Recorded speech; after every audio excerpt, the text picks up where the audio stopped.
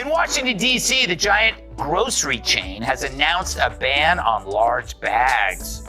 Great, now where will I shop? Complains one large bag. We're talking about Russia briefly. You and I have talked before about how Hillary Clinton labeled you a puppet of Putin, a Russian asset. Debbie Wasserman Schultz shamefully said the same.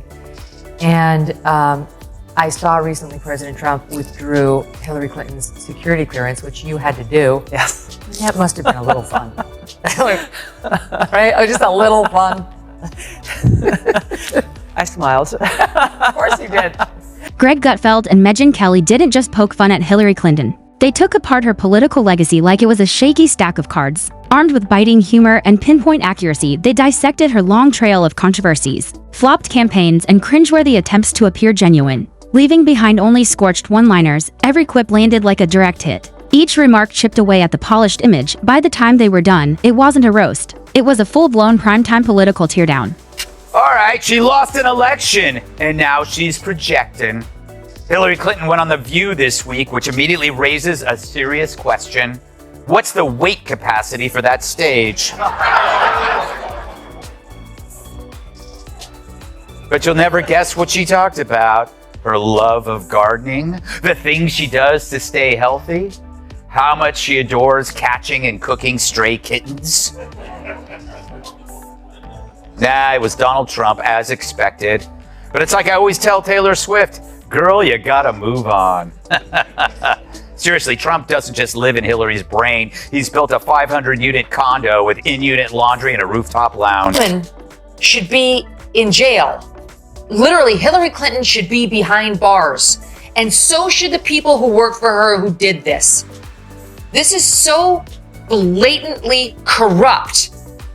She wanted to distract from her email scandal. She cooked up a plan to accuse Trump of being a Russian agent. Clinton's career has become comedy gold, a never-ending supply of material for anyone with a sharp tongue, and no tolerance for reheated rhetoric. Gutfeld barely needed a warm-up. Her track record offers a buffet of questionable calls, strategic missteps, and moments that make you question if she's campaigning or stuck in a loop of political déjà vu. Hillary, she uses the phrase, what was it? I wrote it down here, handmaiden to the patriarchy, which I think she means she's bashing Monica Lewinsky. I'm not sure. But this only is appealing to an ever-shrinking circle of feminist women, the same who bow to the altar of trans men and keep silent when real women are victimized by really bad men. But again, it's another assigned opinion that's lazily presented, men against women. Whether it's race or gender, as long as you pit one group against the other, they won't look up at you.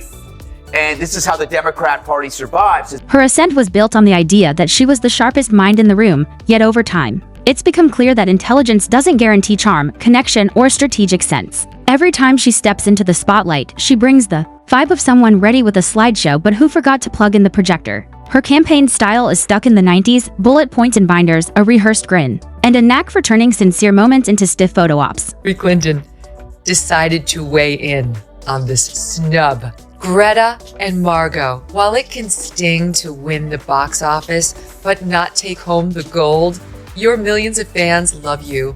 You're both so much more than Keno. Is that a reference to the movie? I didn't see it. And then here's the capper. At the end, hashtag Hillary Barbie. She's trying to make that a thing. Some of the reaction online to this, I love this.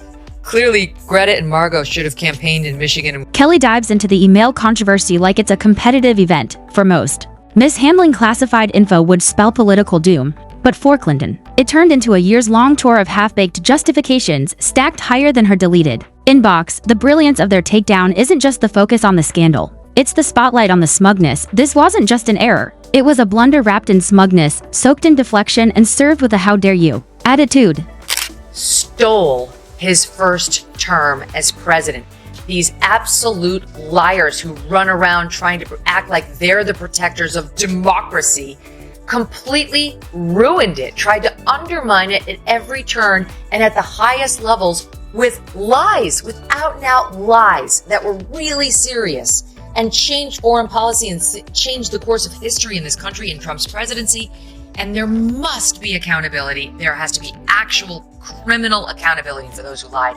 And I can't wait to see this administration do. Enter the 2016 campaign, a disaster so epic it's still dissected in classrooms, podcasts, and late-night coffee rants. Losing to Donald Trump, now the current president, wasn't just a defeat, it became a cultural punchline, the political equivalent of dropping the ball at the goal line while your opponent naps. Gutfeld highlights her disconnect from blue-collar voters, while Kelly relishes mocking a campaign more obsessed with celebrity cameos than real policy talk. Seriously, Trump doesn't just live in Hillary's brain. He's built a 500-unit condo with in-unit laundry and a rooftop lounge. Sonny Hostin, the only member of The View not vaccinated for canine distemper, kicked things off by asking Hillary what will happen if Trump is reelected, which is odd because Hillary's an expert on not getting elected. Her efforts to seem just like us have always felt forced. Those planned moments flop because they scream rehearsed. Where most politicians roll up their sleeves and share personal stories, Hillary once claimed she carried hot sauce in her bag, as if that single condiment could erase decades of political aloofness. It came off more like a sketch comedy bit than outreach. Gutfeld doesn't hold back on her delivery style either. Her speeches sound like they've been vetted by a weather advisory team, bland, safe, and filled with a revolving door of scapegoats, making her look more like a booted reality TV contestant than a political heavyweight. Too bad she's got less material than a Third Eye Blind cover band. And like any old tired act, she stuck to her greatest hits without playing any new stuff. But maybe her new tunes got wiped clean on that server. I wonder if there's always been a streak of violence, of racism, misogyny, anti-Semitism. There's always been a streak of violence, of racism, misogyny. The roast digs deep into her State Department days, where diplomatic disasters seem to trail her every move. Libya becomes the joke, a tragic case of overconfidence meeting poor judgment. Her infamous "we came, we saw" moment is pure gold for Kelly, who mocks how she spins global messes into sound bites. Then there's the Clinton Foundation, which becomes an easy punchline, not for its mission but for the way it attracted donors and fees, like a networking club for influence. Even after it all, Clinton hits the circuit like a rock star on a farewell tour, pushing books and rehashing the popular vote like it's a badge of honor that rewrites the score. Army, she did need to distract from that email scandal, which was around her neck like an albatross. Trust me, we were covering it every night on the Kelly File at Fox News. She had clearly violated the law with that homebrew server that had been accessed by foreign agents. She compromised national intelligence information. She did things she would never have allowed anybody at the State Department to. Gutfeld and Kelly liken it to an athlete framing their silver medal and bringing it to every dinner party, claiming they were cheated. What makes the roast sting is how it highlights the gap between Clinton's self-view and public reality. In her mind, she's a groundbreaking genius who's been unfairly targeted. In reality, she's the face of entrenched politics, out of touch and out of sync. Kelly doesn't miss the chance to say that her refusal to step back is the very reason she can't regain public favor. The roast hits hardest when they mock her timing, like someone showing up hours late to their own surprise party and expecting applause. Clinton's obsession with legacy fuels everything, trying to reshape the story so she's remembered as the almost president who was robbed by everything but herself. You'll want to hit mute when they bring on the demon in a pantsuit. Yes, with election hopes waning, Dems promote Hillary's complaining. On Tuesday, the joyless Joy Reid welcomed Hillary Clinton to her horrendous show, and Clinton was in full GOP bashing mode. It's just like the good old days when Bill was accused of sexual misconduct and Hillary roamed the halls like She-Hulk in a pantsuit. Yeah, I am. So yeah, that's over for her. And a number of other people, by the way, when you look at the 51 Mark Zaid, I love former that. intelligence officials who signed that Hunter Biden disinformation letter and never apologized for it, never held themselves accountable for it. Yes, Mark Zaid, you had Letitia James and Why others. did she even have one? Well, some of them didn't have clearances, but they had access to classified information, and so we took away that access. Gutfeld goes after the victim narrative while Kelly shreds the myth-making, reminding the audience that history cares about what you did, not what you say happened. And the punchlines keep coming because Clinton keeps offering new material. Her social media posts feel like your aunt's first TikTok attempt, awkward, stiff, and unintentionally funny. Her interviews are stuck in a 2-decade loop of the same talking points. Her defenders still act like she's democracy's last hope, ignoring electoral maps that tell a different story. In the end, her career feels less like a progression and more like a rerun. Ambition, controversy, denial, reinvention, playing on repeat. Every attempted comeback is a sequel nobody asked for, and every public moment reminds you why she lost, but she's still out there, mic in hand. So the roast rolls on. You know, they're going to try to ignore him for as long as they can because they're deathly afraid of him. And they're going to do to him what they did to me in the Democratic primary of 2020, which is pretend you don't exist. And then if people start noticing you, then they will try to smear and cancel and destroy him at all costs. I remember what Hillary did to you. Exactly. Yeah, and she's still standing. Faceless smears that repeated over and over and over again by the propaganda media until people actually start to believe it.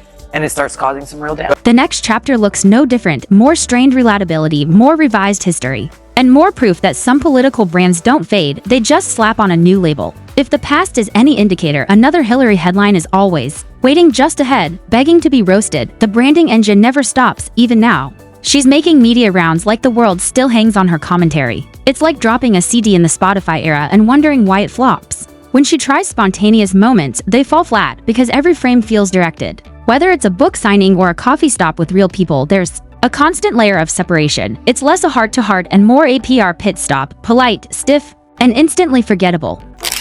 Hillary Clinton argues Joe should be, quote, direct and forceful, end quote, against Trump in the CNN debate. Yeah, direct and forceful, just like the noose I put around Epstein's neck. If I did it.